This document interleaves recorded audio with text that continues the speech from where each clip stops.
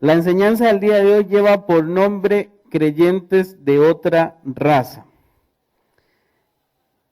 Vamos a hablar hoy de características que deben tener buenos creyentes en las iglesias. Para lo cual vamos a reconocer la diversidad de personalidades, caracteres, orígenes y formas de desarrollarse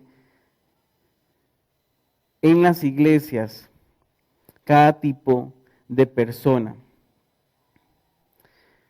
Por ejemplo, todos los que estamos aquí tenemos diferentes orígenes, venimos de diferentes familias, tenemos diferentes apellidos, salvo los que estén unidos por la misma familia. Todos los que estamos aquí provenimos incluso de diferentes lugares del país y probablemente hasta del mundo. Todos aquí también en nuestra vida cristiana hemos escuchado diferentes tipos de enseñanza. Algunos crecieron incluso en otras iglesias con otras doctrinas, con otros estilos de enseñanza, con otros incluso estilos de predicación. Por eso hay diversidad de denominaciones como pentecostales, bautistas, metodistas, nazarenos, etcétera, etcétera. Todas partes, como ya habíamos hablado en alguna ocasión, todas esas denominaciones parte del cuerpo de Cristo, pero con una diversidad singular a la hora de hablar de la palabra del Señor. Y en el ministerio también encontramos, vamos a utilizar la palabra en esta noche, profetas, por algo que vamos a ver más adelante. También hay diferentes tipos de profetas, incluso eso hasta lo vemos en el Antiguo Testamento. Cuando un profeta del Señor hablaba, no lo hacía de la misma manera ni de la misma forma que el otro, cada quien tenía su estilo particular. Tenían incluso diferencias entre ellos. Mientras, por ejemplo, hablemos de dos contemporáneos, mientras Jeremías profetizaba en Judá de una forma muy llorona, muy quejosa, debido al mensaje que Dios le daba a él, de quebranto, de humillación, de sometimiento de la nación, al mismo tiempo, en el otro extremo del mundo, en Babilonia, Ezequiel, al mismo año, los mismos tiempos, Ezequiel profetizaba de otra manera, no de un estilo tan llorón como Jeremías, tan quejumbroso, tan lamentoso por el desfortunio del pueblo, sino con un poquito más de esperanza. Ezequiel predicaba con un poquito más de esperanza porque el mensaje que Dios le estaba dando a Ezequiel era la restauración del desfortunio que le daba a Jeremías. Y Ezequiel casi no predicaba, él actuaba sus profecías. Entonces incluso encontramos diferencias entre los profetas. Entonces estamos hablando de que habemos diferentes tipos de personas, diferentes tipos de enseñanzas y diferentes tipos de advertencias. Ante esas diferencias, ante esa diversidad, ¿cómo hacemos para reconocer quiénes son verdaderamente del Señor? ¿Cuáles diferencias son legítimas dentro del cuerpo de Cristo? ¿Cuáles diferencias son apoyadas por el Señor? Porque al Señor le gusta la diversidad, pero siempre dentro de algunos límites. Entonces, ¿cómo hacemos para reconocer los límites? Entonces, de manera preliminar, vayamos por favor a leer el libro de Mateo capítulo 7. Iniciamos a partir del versículo 15. Este pasaje que vamos a leer a continuación de manera preliminar, como premisa fundamental de la enseñanza del día de hoy, tiene un paralelo en el libro de Lucas capítulo 6, 43, versículos 43 y 44 que usted puede leer en otra ocasión. Ahorita nos concentramos en Mateo capítulo 7. ¿Qué dice en el versículo 15? Guardaos de los falsos profetas. De ahí la razón por la cual hemos hablado de profetas. Que vienen a vosotros vestidos de ovejas, pero por dentro son lobos rapaces. Por sus frutos los reconoceréis. ¿Acaso se recogen uvas de los espinos o higos de los abrojos? Así todo buen árbol da buenos frutos, pero el árbol malo da malos frutos. No puede el buen árbol dar malos frutos, ni el árbol malo dar buenos frutos. Todo árbol que no da buen fruto es cortado y echado en el fuego. Así que por sus frutos los conoceréis. Entonces, ante nuestra pregunta, ¿cómo reconocer cuáles profetas, cuáles personas, cuáles enseñanzas están dentro de los límites establecidos por el Señor? ¿Cuál es la respuesta que nos da la palabra del Señor? Los frutos. Por los frutos podemos discernir cuáles estilos, diferencias entre las personas, cuáles enseñanzas y cuáles profetas. Dentro del término profeta que estamos utilizando en esta noche caben todos los ministros y personas que de una u otra manera enseñan al pueblo de Dios. Por los frutos. Los frutos son los que nos permiten discernir cuál es verdaderamente del Señor y cuáles no. Ahora, aún así, por los frutos, ¿cierto? Entendemos que por los frutos podemos reconocer a ese tipo de personas y profetas que están dentro de los marcos y límites del Señor. Pero, no sé usted, a mí todavía me genera o me queda una duda. Y la duda que me queda es, ¿cuáles frutos? Los buenos frutos. Sí, pero ¿cuáles frutos son buenos? Yo creo que en eso estaba pensando Lucas cuando el Espíritu Santo lo inspiró a contarnos o a relatarnos un contraste de los famosos contrastes que hemos encontrado a lo largo del libro de Hechos del Espíritu Santo. Un contraste entre dos ciudades en las cuales el apóstol Pablo y su equipo misionero predicó. Ese contraste tiene el objetivo de enseñarnos, el Espíritu Santo quiere enseñarnos a través de ese contraste cuáles frutos son los buenos delante de los ojos del Señor. Así que estudiemos cuáles son esos frutos, ¿les parece? Vayamos entonces al libro de Hechos, capítulo 17, versículo 1. Nos ponemos en contexto antes de leer el pasaje bíblico. Nos encontramos en el marco del segundo viaje misionero del apóstol Pablo y su equipo misionero, conformado por ¿quiénes? Timoteo, Silas y Lucas, la persona que está registrando los hechos. La primera ciudad a la cual llegaron dentro de ese segundo viaje misionero fue Filipos, de las cuales hemos hablado las 2 semanas pasadas, donde se encontró con Lidia y sucedió el temblor en la cárcel. Después de ese evento milagroso, los magistrados le piden a Pablo, por la vergüenza de haberlo azotado, siendo él ciudadano romano, es decir, de forma ilegítima e ilegal, le piden que abandone la ciudad para guardar la reputación de la ciudad. Y Pablo y Silas acceden. Entonces viajan, según nos cuenta el versículo 1 del capítulo 17, de Filipos, y ahí seguimos la lectura, pasando por Anfípolis y Apolonia, llegaron entonces a Tesalónica, donde había una sinagoga de los judíos. Recordemos que en Filipos no había sinagoga, pero aquí en Tesalónica sí. Pablo, como acostumbraba ¿dónde? En las ciudades donde había sinagoga. Si no había sinagoga, él empezaba a buscar a los creyentes en otros lugares, como ya vimos en Filipos, a la par del río, o en Listra, en la plaza. Pablo, como acostumbraba, fue entonces a ellos en la sinagoga y por 3 sábados, el día de reposo, el día de la congregación de los judíos, discutió con ellos, declarando y exponiendo por medio de las escrituras que era necesario que el Cristo padeciera y resucitara de entre los muertos. Y decía: Jesús, a quien yo os anuncio, es el Cristo. Note la predicación de Pablo, él empezaba por lo que la gente ya conocía. Y luego se iba a lo desconocido. Pasaba primero por las escrituras del Antiguo Testamento, las profecías del Mesías, y luego les decía, el Cristo, Jesucristo, es ese Mesías. Es el cumplimiento de esas profecías en el Antiguo Testamento. Versículo 4. Algunos de ellos creyeron y se juntaron con Pablo y con Silas, asimismo un gran número de griegos piadosos y mujeres nobles no pocas. Ahorita explico algo sobre esa frase. Versículo 5. Celosos entonces, los judíos no creían. Tomaron consigo a algunos ociosos, hombres malos, con los que se juntaron una turba y alborotaron la ciudad. Asaltaron la casa de Jasón. ¿Quién era Jasón? Era un creyente que había hospedado a Pablo y a Lucas.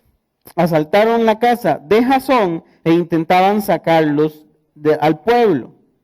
Pero como no los hallaron, trajeron a Jasón y algunos hermanos ante las autoridades de la ciudad gritando: estos que trastornan el mundo entero también han venido acá.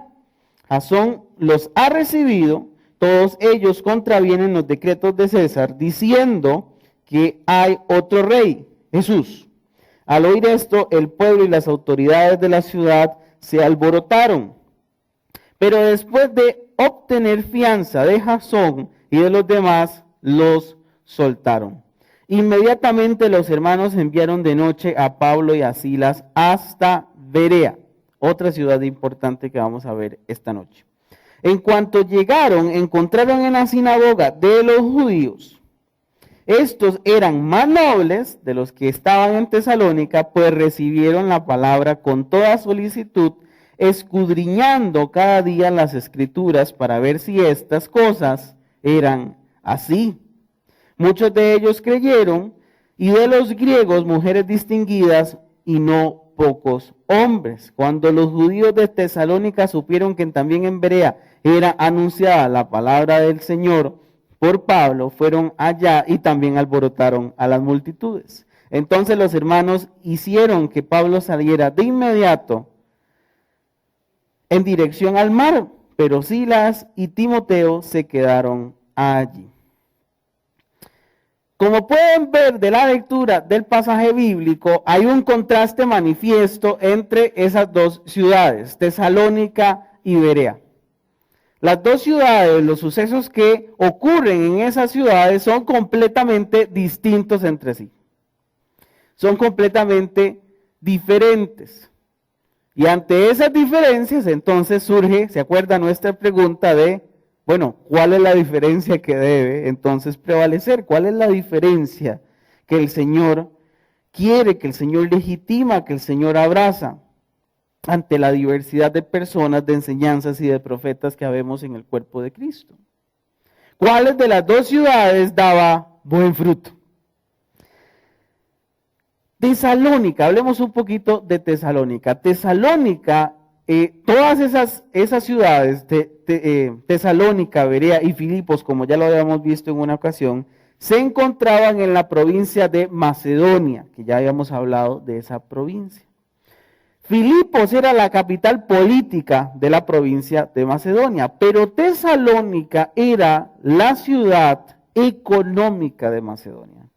¿Por qué? Porque Tesalónica se encontraba en la pura orilla de la vía Ignatia. ¿Qué era la vía Ignatia? Era una calle romana que comunicaba la provincia de Asia en el continente asiático con Roma en el continente europeo. Y por ende, todo el comercio terrestre que se hacía con carretas y animales, todo ese comercio terrestre y ese transporte de personas y de bienes y mercancías pasaba obligatoriamente por Tesalónica.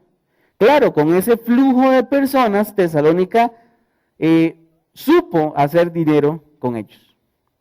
Berea, por el contrario, era una ciudad un poquito más al norte, 30 kilómetros más al norte de Tesalónica, y no era tan adinerada como Tesalónica, perdón, sí, lo dije bien, ¿verdad? Berea, estamos hablando de Berea. Berea no era económicamente tan pudiente como Tesalónica. Entonces en Tesalónica vamos a encontrar un tipo de creyente muy, pero muy adinerado. Bueno, tal vez no digamos creyente, persona que escuchaba la palabra del Señor, muy adinerada, y en Berea no tanto. No eran tan adinerados porque no tenían tan buen comercio como la gente de Tesalónica, en su puesto estratégico en la calle romana, en la principal carretera de los romanos. Pablo llega y predica en ambas, pero los sucesos que ocurren en ambas ciudades son completamente distintos entre sí. Y esos frutos que dan ambas ciudades, porque ojo, ambas ciudades producen fruto. En ambas, Lucas registra que hubieron creyentes, pero ¿cuál tipo de creyente es un buen fruto? Y ante ese contraste, hoy el Espíritu Santo nos va a enseñar entonces 3 principios acerca de los buenos creyentes. ¿De acuerdo? Principio número 1. Un buen creyente es noble. ¿Alguien notó en la lectura que hay una palabra que se repite para ambas ciudades? En una ciudad se menciona que cierto grupo de personas eran de esa manera, pero en la otra ciudad se dice que eran más de esa manera. ¿Cuál es la palabra? Noble. En el versículo 4, Lucas nos dice que hay un grupo de mujeres nobles en Tesalónica. Ojo, esto es un error de traducción. No es que solo las mujeres fueran nobles. En griego, entre las palabras mujeres y nobles, hay una conjunción que es la palabra y, es decir, habían mujeres y nobles. No sé por qué en español decidieron omitir esa i. Pero entonces esa i que entendemos del griego original nos da a entender de que habían otro tipo de personas, además de las mujeres, que eran nobles. ¿Entendemos esa idea? Había mujeres y nobles. Entonces, dentro de los nobles habían mujeres, hombres, quién sabe qué tipo de otros nobles. Ahora, la palabra que se utiliza en griego, en el versículo 4 del capítulo 17, vamos a verla en pantalla, es protos. Protos. Cuando dice que había mujeres y protos y nobles, la palabra lo que quiere decir era que ellos eran principales. La palabra protos en griego significa literalmente primeros, lo que da una idea de principales. ¿Qué quiere decir esto? Que eran aristócratas. Ok, que era gente muy adinerada de la ciudad que llevaba probablemente el liderazgo de la ciudad. Era gente que gobernaba tanto económica como política como socialmente la ciudad. Es decir, esta gente noble eran gente prominente, de alta autoridad dentro de la ciudad. ¿Entendemos la nobleza de la gente de Tesalónica? Estamos hablando de que ellos son nobles porque ejercen algún tipo de autoridad en la ciudad. Sin embargo, cuando se habla de nobles en Berea, allá en el versículo 11, que dice que estos eran más nobles, es otra palabra la que utiliza. Lucas no utiliza la palabra griega protos, utiliza la palabra, la siguiente, eugenes. Eugenes. Eugenes no nos habla a nosotros de nobleza en el sentido de ellos son los primeros, ellos son los principales. Es otro tipo de nobleza. Eugenes, traduciéndolo literalmente al español, significa mejor raza. O sea, lo que estaba diciendo Lucas, en realidad, esta gente de Berea es de mejor raza que los de Tesalónica. Ahora, ¿qué quiere decir entonces esa frase? ¿Cuál es la idea que subyace a la frase mejor raza? ¿Qué es bien nacido? ¿Qué significa bien nacido? Que tiene un buen origen, que tiene un buen pasado, que tiene un buen antepasado. Pero también da la idea a que una persona sin esas cualidades puede llegar a ser bueno o generoso. Entonces entendamos la diferencia entre las palabras noble, cuál es la nobleza que hay en Tesalónica y cuál es la nobleza que hay en Berea. En Tesalónica estamos hablando de una nobleza que viene por dinero, por posición por familia de nacimiento. Heredo entonces la riqueza, heredo la autoridad, heredo la posición que tiene mi familia en esta ciudad de Tesalónica. Ese es este tipo de nobleza. Qué bonito heredar esas cualidades, ¿cierto o no? Pero en Berea estamos hablando de que la nobleza no viene del lugar de donde nacieron, ni la plata que tuvieron, ni la posición que tenían, sino estamos hablando de una nobleza en la actitud. Estamos hablando de una nobleza en bondad, estamos hablando de una nobleza en generosidad. Mientras a unas personas se les llama nobles por su posición, a otras se les llama nobles por su carácter. Eugenes. Aquí entendemos cuál es la mejor raza que hablaba Lucas. Cuando decía, ellos son de mejor raza en el versículo 11. ¿Se acuerda que dijo? Estos eran más nobles de los que estaban en Tesalónica. Porque Lucas reconoce que hay nobleza en Tesalónica, claro, de gente tan bien posicionada económica, política y socialmente, se les reconoce la nobleza. Nobleza en el sentido aristocrático.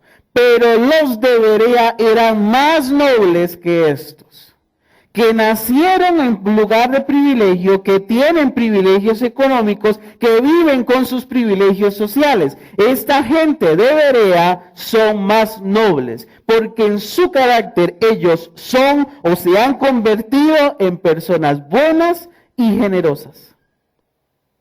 Entonces, ¿cuál nobleza nos está hablando el Señor? Una raza, hablemos de razas, una raza. ¿Qué raza? Porque lo hereda, porque hereda ese posicionamiento, esa postura, ese privilegio, o una raza que se hace buena raza por su carácter, por lo que lleva adentro, por lo que tiene o por lo que se convirtió. ¿Cuál es el buen fruto acá? El Espíritu Santo nos lo está diciendo literalmente en el versículo 11. Esta gente, los de Berea, son más nobles, importa más su nobleza que los que están en Tesalónica, porque en Tesalónica son nobles por posicionamiento económico, por su posición social, porque tienen dinero, porque comercializan a la orilla de la carretera. Ellos son nobles por su plata, pero esta gente que no tiene nada de eso, son más nobles por lo que son, por lo que se han convertido. Esta gente de Berea son buenos, son generosos. ¿Por qué el Espíritu Santo entonces lleva a Lucas a registrar esa nobleza, hacerle énfasis a esa nobleza de la gente de Berea? Porque evidentemente Cristo desea que nosotros demos este fruto, el de la gente de Berea, que nos comportemos con ellos. ¿Por qué? Porque debemos recordar que la transformación, la regeneración que Cristo hace en nosotros, nos llama a ser buenos y generosos como la gente de Berea. Recordemos Gálatas 5 cuando dice, y el fruto del Espíritu es bondad. ¿Quiénes eran bondadosos? Los de Berea, no teniendo nada, ojo, no teniendo nada. Y los de Tesalónica, los que tenían el posicionamiento, la plata, todo, la posición, no eran tan bondadosos como los otros. Cristo nos puede transformar. Cristo efectivamente nos transforma. Cristo nos hace una mejor raza, como Lucas utilizó esa palabra en el libro de Hechos. Recordemos lo que dice 2 de Corintios, capítulo 5, versículo 17. De modo que si alguno está en Cristo, nueva criatura es. Las cosas viejas pasaron, todas son hechas nuevas. Recuerda que la palabra eugenes hablaba de convertirse en. Habla también de ser, si alguien nació bueno y nació generoso, pero también habla de la palabra convertirse. No necesariamente nació bueno ni generoso, pero se puede convertir en alguien bueno y generoso. Cristo hace esa labor en nosotros. Él nos hace una mejor raza. Él nos transforma en una mejor raza. ¿Cómo? Apartando la vieja naturaleza, haciendo las cosas buenas, convirtiéndome a mí en una persona buena y generosa. Esto es un buen fruto del Espíritu. Esto es un buen fruto que caracteriza a un buen creyente. Ante las diferencias que pueden haber entre tipos de personas, este es un modelo a seguir. Una persona, un creyente bondadoso, un creyente generoso, que acepta la transformación y la conversión que viene por medio del sacrificio de la cruz. Cristo me puede hacer a mí una persona noble. Pero ojo, en esa transformación yo tengo que ejecutarlo. Porque Él no me pone el título ahí en la frente, en el pecho, para que yo diga soy bueno. No, tengo que ejecutarlo. Tengo que ejecutar el fruto de la bondad. Amén. Punto número 2, principio número 2 que el Espíritu Santo nos enseña como buen fruto. Un buen creyente recibe la palabra con solicitud. En el versículo 11 del capítulo 17 en el libro de Hechos, nos menciona que la gente de Berea recibió la palabra con toda solicitud. ¿Ok? Lucas registra claramente la actitud del pueblo de Berea frente a la predicación de la palabra. Ahora veamos la actitud de la ciudad de Tesalónica frente a la predicación de la palabra. Versículo 5 del capítulo 17. Nos dice, los judíos no creían.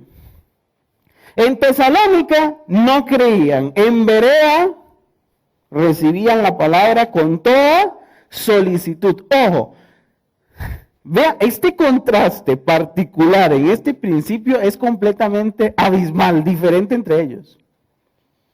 Porque una cosa, uno diría, hay un poquito nada más, un poquito de diferencia si los de Tesalónica hubiesen recibido la palabra, pero no con tanta solicitud. Y esta gente con mucha solicitud. Pero ambos recibieron la palabra. No, en esta circunstancia, en este contraste, en esta diferencia, mientras unos reciben, los otros ni siquiera tienen la decencia, la amabilidad de recibir. Unos eran piedras y otros personas de carne y hueso que sí recibían la palabra. La diferencia aquí es abismal porque no estamos hablando de grados de recepción. No estamos hablando, estos recibieron poquito y estos recibieron un poquito más. Estos recibieron la semilla al 30% y estos recibieron la semilla al 100%. Estos eran tierra fértil y estos eran tierra con piedritas. No, ni siquiera podemos hacer ese contraste. Porque la gente de Tesalónica decidió no creer, salvo uno que otro caso que nos menciona Lucas. Algunos creyeron griegos, Jasón creyó, y el pobre terminó raspando por creer, por ser el único frente a una multitud que no creía. En cambio, en Berea, no se nos registra a ninguna sola persona, pero sí se nos registra la multitud. Aquí la multitud sí cree, y no solo cree, sino que recibe la palabra con toda solicitud. ¿Qué es esa palabra, solicitud? Veamos la tercera palabra. Dehomai. La palabra solicitud en el griego original viene de la palabra, del término dejomai. ¿Qué significa dejomai? Es una persona que tiene la cualidad de ser receptiva, que con fervor, con efervescencia percibe lo que está a su alrededor y que no solo es receptiva, sino que acepta lo que recibe. Una persona bajo esa característica, vamos a decirla, una persona dejomai, es una persona receptiva, ferviente, perceptiva y aceptiva. Esas 4 palabras en la vida real, ¿a ustedes qué se les parece? A mí esas palabras me dan la idea de una esponja. ¿Cierto o no? Si uno acerca la esponja al agua, la esponja es receptiva y acepta absorber el agua que tiene a su alrededor. Y una buena esponja no solo va a recibirlo, sino que lo va a atrapar.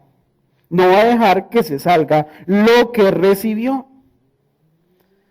A mí esta palabra dejomai me recuerda a una esponja que absorbe, a una buena esponja que absorbe. ¿Qué nos enseña esto a nosotros? Que nosotros debemos estar solícitos a la palabra del Señor como lo hacía la gente de Berea. Veamos un consejo que nos da el apóstol, el rey Salomón. Estaba muy perdido, ¿verdad? El rey Salomón, en el libro de Proverbios, capítulo 16, versículo 20. El entendido en la palabra hallará el bien. El que confía en Jehová es bienaventurado. Bienaventurado significa lo mismo que bendecido.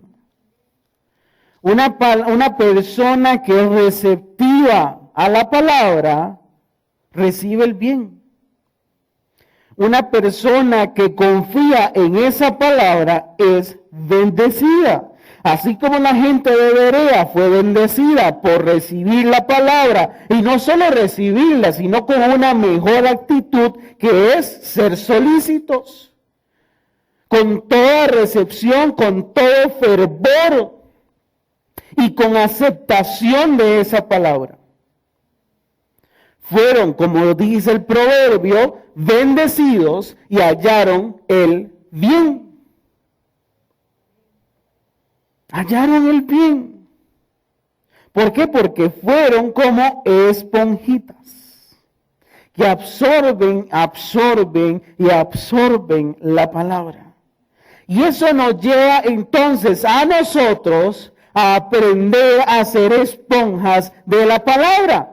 Como esponja voy a recibir la palabra de Dios que viene a mi vida. Como esponja voy a ser perceptivo, voy a absorber, voy a aceptar y voy a guardar en mí el agua que proviene de la palabra. Porque yo no sé si usted se acuerda, pero la palabra del Señor en el libro de Juan nos dice que Jesucristo son ríos de agua viva.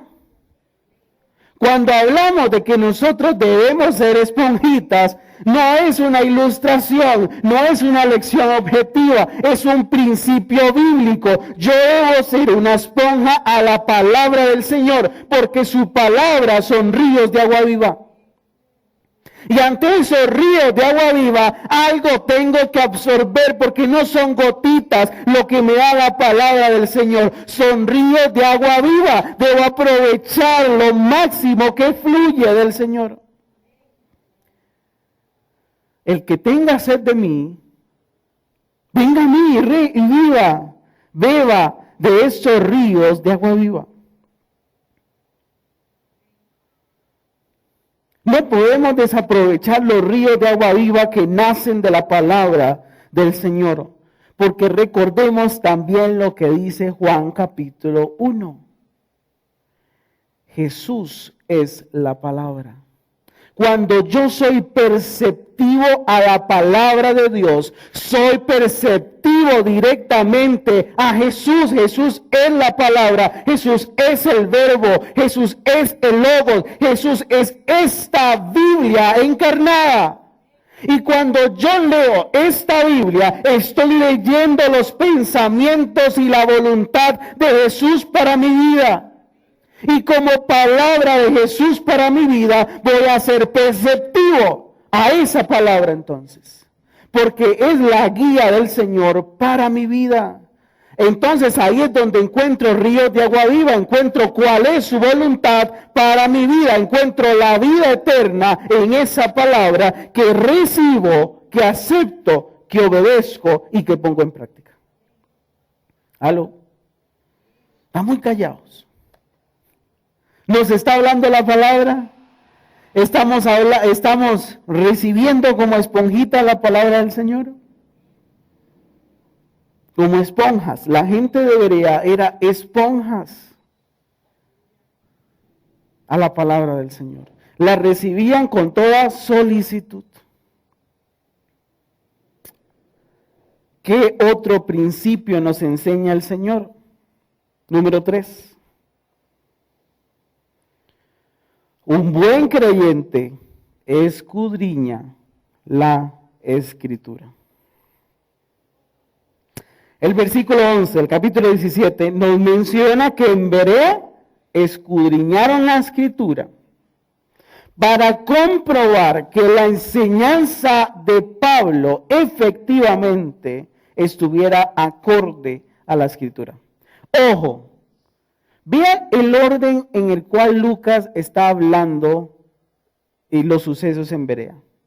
Primero nos menciona que la gente era solícita a la palabra. Ellos la recibieron, pero no porque la recibieron, fueron omisos en su deber de escudriñar la Escritura. No porque la palabra de Pablo estuviera muy buena y ellos la recibieran en su corazón, ellos iban a ser omisos a un deber de la palabra, que es comprobar que la enseñanza se ajuste a la Escritura. Qué interesante. A mí me parece esto sumamente interesante. Porque yo me imagino a la gente de Berea, uy, qué buena palabra dio el hermano Pablo, que viene desde Jerusalén, que viene desde Antioquía a enseñarnos a nosotros aquí. Qué buena palabra. Ahora, comprobemos a ver si es cierto lo que dice. Porque sea buena, no puedo dejar de escudriñar. Y a lo largo de mi vida, yo me he encontrado personas que me dicen, es que si una palabra me habló a mi vida, si una palabra fue buena para mi vida, yo la entiendo directamente de Dios. No necesariamente por una palabra que sea emocionante, que parezca que sea buena, no voy a dejar de escudriñar la Escritura, no voy a dejar de sopesar esa enseñanza con la palabra del Señor, porque a la larga el diablo puede utilizar la palabra para tocar mis emociones y no mi espíritu. ¿Cómo el diablo puede hacer eso? Por supuesto, el diablo no le recitó la palabra a Jesús cuando lo estaba tentando. ¿Qué era lo que estaba haciendo el diablo? No le estaba tentando con debilidades humanas porque sabía que Jesús no iba a ceder a las debilidades humanas. ¿Qué era lo que estaba haciendo el diablo? Le estaba diciendo, vea, ante este pasaje bíblico ahí está otra interpretación. Ojo.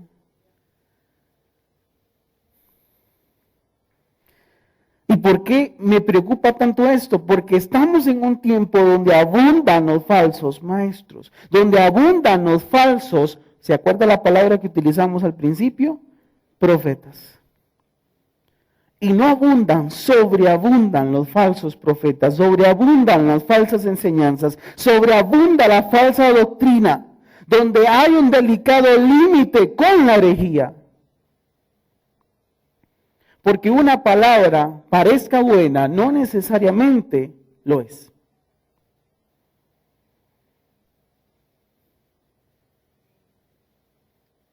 Para que la palabra sea efectivamente buena, esa palabra debe estar acorde a las sagradas escrituras. En 2 de Timoteo capítulo 3, versículo 16 y 17, Pablo le enseña a Timoteo, uno de los integrantes del equipo misionero, que toda la escritura es inspirada por Dios y útil para enseñar, para corregir, para redarguir, que significa regañar, disciplinar. Útil. Toda la palabra es inspirada por Dios. Y luego ese pensamiento lo retoma el apóstol Pedro en su primera epístola, en el capítulo 5. La escritura es inspirada por Dios. Y si Dios inspiró las escrituras, nunca en la vida se va a contradecir. Porque Dios no es hijo de hombre para contradecirse. Una falsa enseñanza que contradice las sagradas escrituras nunca proviene de Dios, porque Dios no se contradice.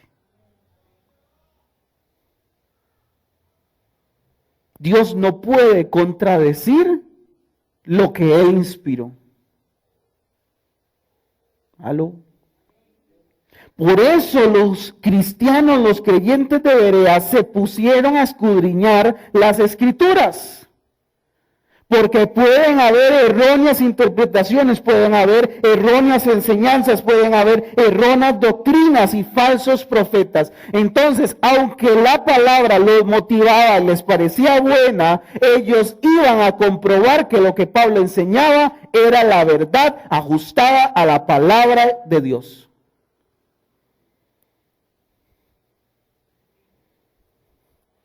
En toda ocasión que recibimos una enseñanza, nosotros debemos escudriñar lo que dice la Escritura. Ojo, incluso con lo que yo les estoy diciendo en este pleno y preciso momento. Usted tiene que ir a escudriñar lo que yo le estoy enseñando en esta noche. Bueno, lo que en mi corazón yo tengo la plena certeza que es el Espíritu Santo. Pero usted también, escudriñando la Escritura, va a comprobar si fue el Espíritu Santo o no. ¿Aló? Eso fue lo que hicieron los cristianos en Berea. Escudriñar las Escrituras, sopesar las palabras y las enseñanzas del apóstol Pablo para ver si se ajustaban a la Escritura.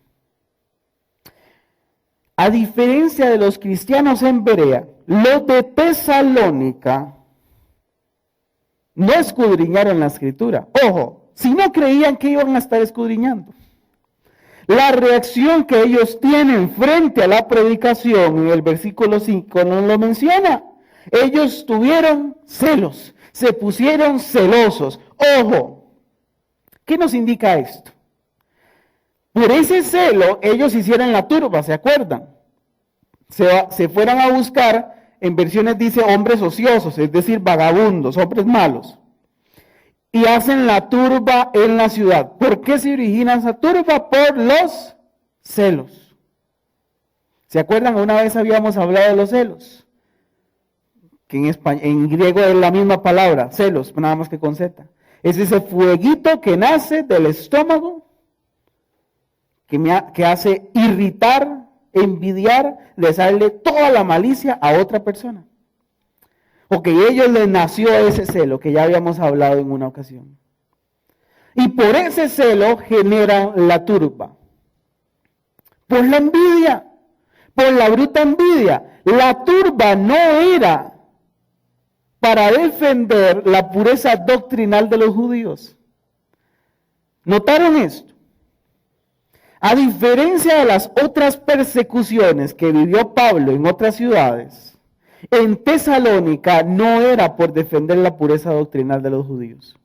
En las otras ciudades sí habían perseguido a Pablo, porque ellos creían que Pablo era blasfemo, pero aquí no, ellos no creen que es blasfemo, es que les da bruta envidia.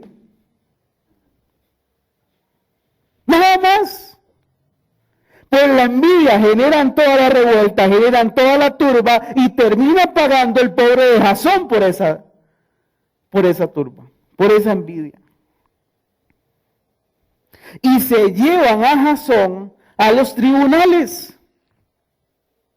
Y a Jasón le dicen, lo empiezan a acusar y no lo acusan de blasfemia como hicieron con Pablo en otras ciudades, ¿se acuerdan? Este hombre está predicando algo como en Filipos, algo que está prohibido predicar aquí. No es la blasfemia lo que están acusando a Jasón, lo están acusando de un delito contra el imperio.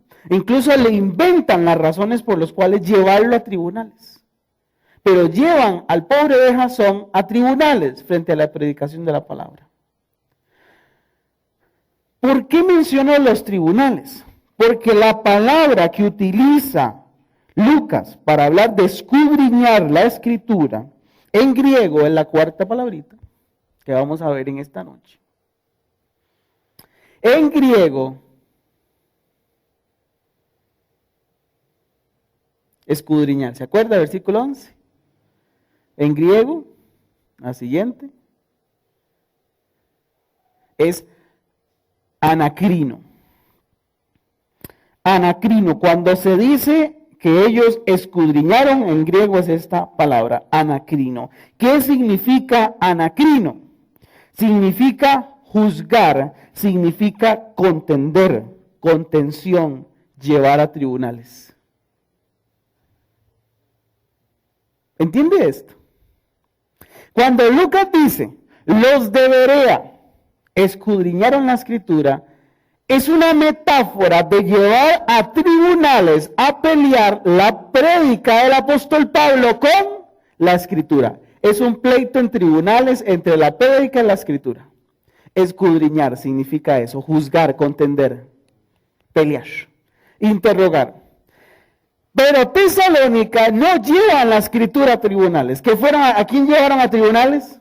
A Jasón.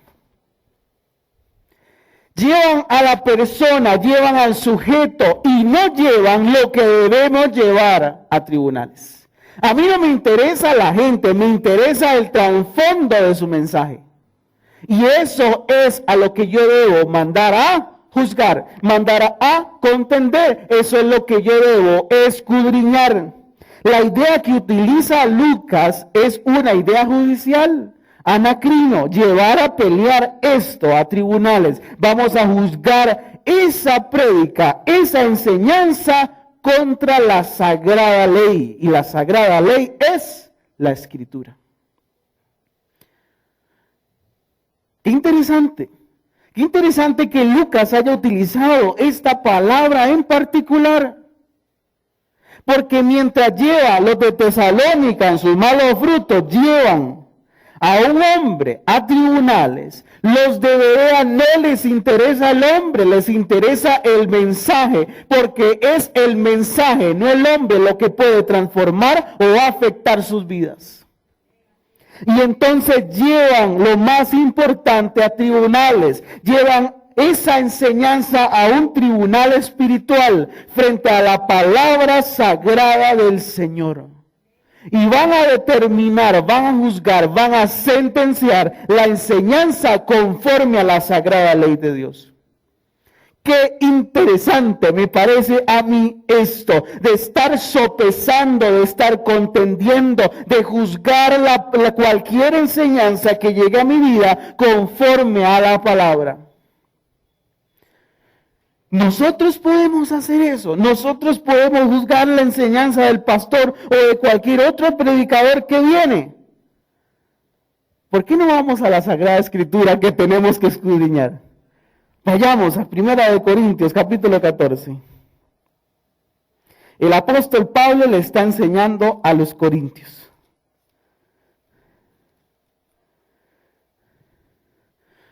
Donde había mucha profecía. De hecho, en el capítulo 1 de 1 Corintios, Pablo les dice, me alegro por ustedes que a ustedes no les falta ningún don del Espíritu. Todos ustedes profetizan, todos ustedes enseñan, todos ustedes hablan en lenguas. Pero luego, en el capítulo 2 les dice, pero ustedes se congregan para lo peor. Aunque tienen todos los dones, en la iglesia hacen lo malo. Ay, sí, ¿verdad? Y en el capítulo 14 les corrige la forma en cómo deben dar la profecía. 29, versículo 29.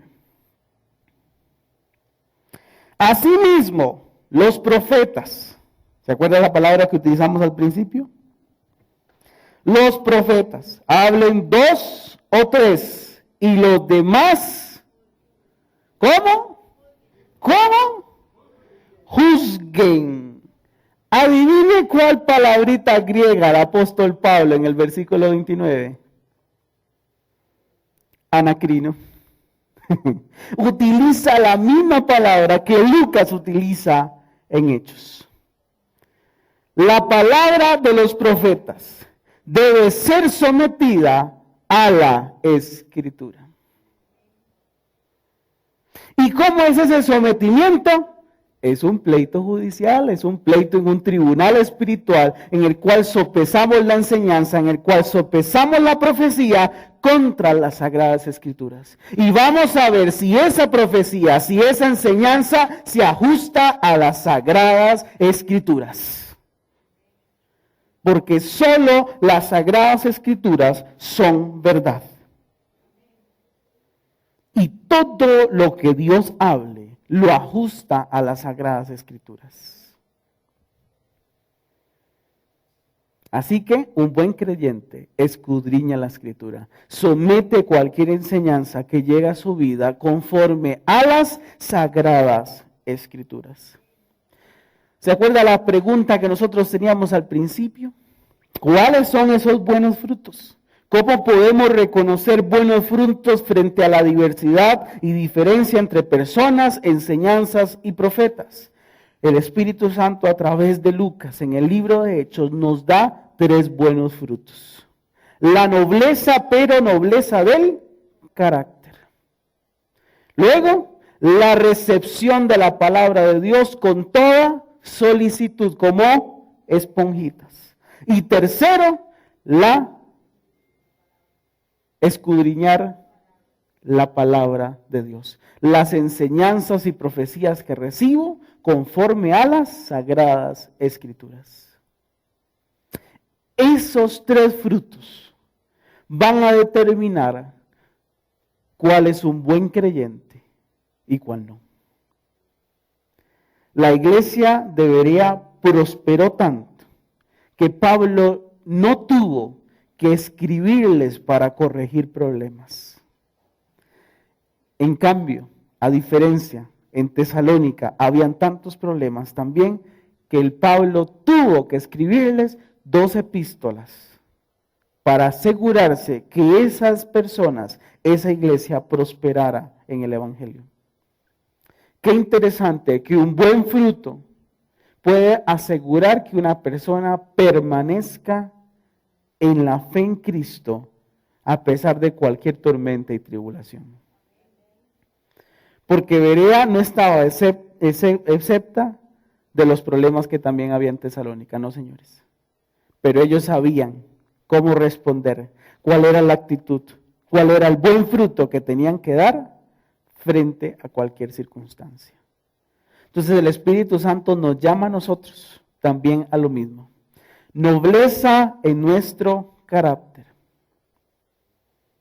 Recepción solícita de la palabra de Dios como esponjitas.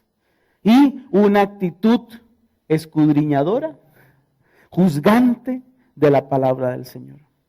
No por incredulidad. Ojo, ese escudriñar no es incredulidad. Es más bien sabiduría. Saber sopesar cuál palabra viene de Dios y cuál no.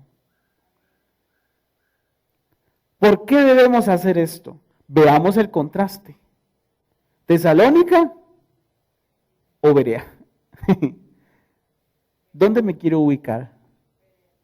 ¿Cuál prefiero yo que sea mi actitud? ¿Cuál prefiero yo que sea mi fruto? ¿Dónde quiero que la gente me reconozca? ¿De Tesalónica o de Berea? Ya el Espíritu Santo nos dijo qué hacer para estar en la que quiero estar. Amén. Padre, te damos muchas gracias, porque tu palabra es sumamente clara. es sumamente limpia, es pura, es transparente con nosotros. Gracias, Señor, porque en esa palabra nosotros encontramos fortaleza para inspeccionarnos a nosotros mismos. Gracias porque tu misma palabra me da las herramientas a mí para discernir cuál fruto es bueno y cuál fruto es malo. ¿Cuál camino debo tomar en mi caminar cristiano? ¿Cuáles son las mejores herramientas, Señor, para llegar al objetivo de la plenitud en Cristo? Gracias, Señor, porque la Escritura definitivamente nos guía a ser mejores cristianos, a ser mejores hijos, a comportarnos de mejor manera, a dar buenos frutos, para que cuando estemos en tu presencia podamos gozarnos plenamente de que cuando estuvimos en la tierra dimos buenos frutos e hicimos siempre lo correcto. Gracias, Espíritu Santo, por permitirnos reunirnos en esta noche.